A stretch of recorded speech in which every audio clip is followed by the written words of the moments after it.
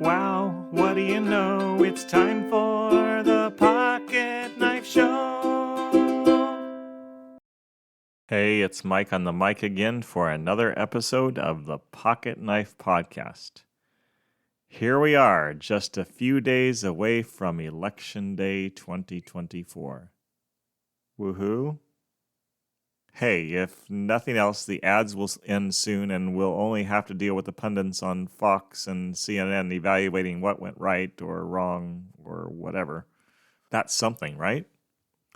Growing up, I remember watching coverage on election night with my dad. He'd flip from ABC to NBC to CBS and back to ABC every few minutes. I could be mistaken, but as I recall it, we knew before going to bed around 10:30 or 11 who was likely to win the election. Jimmy Carter won handily in 1976. Ronald Reagan defeated him by a landslide 4 years later. Reagan won by an even larger margin in 1984. The races in 88 and 92 and 96 weren't close either. Since then, most of the skirmishes have come down to a handful of votes in a few key states. Things have changed a bit. I do not expect to know anything when I laid down to sleep on November 5th, 2024. If anything happens that night and you're up to see it, feel free to call me the next morning and let me know who won. I'll be rested and ready to take in whatever you tell me. Who will win? Your guess is as good as mine, and I don't have a guess at all. How could I? We are, at this moment in history, such a strife-filled, angry people in America.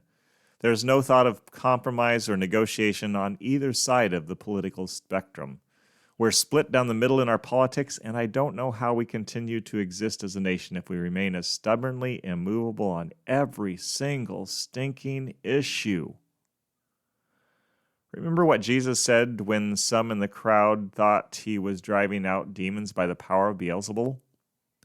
Luke 11:17. Any kingdom divided against itself will be ruined, and a house divided against itself will fall.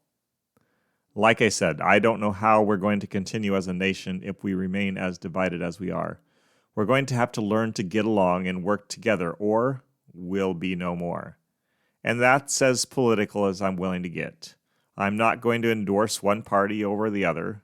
I'm not going to say this candidate gets God's vote.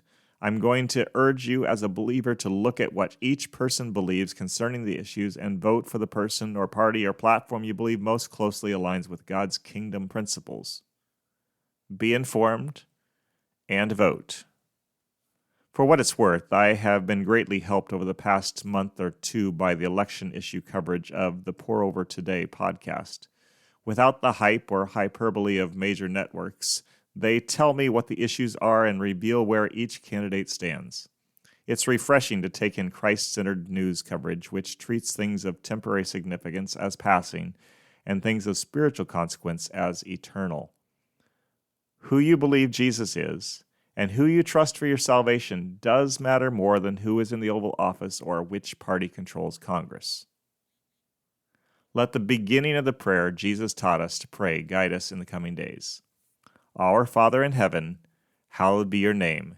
Your kingdom come, your will be done, on earth as it is in heaven. God's kingdom has my first allegiance. His will is what I want above all else. I trust the same is true for you, my brothers and sisters in Christ. Keep things in perspective. Don't let the temporary grab all your attention. Eyes on Jesus. Oh no, it's sad I know we've come to the end of the show. See you next time.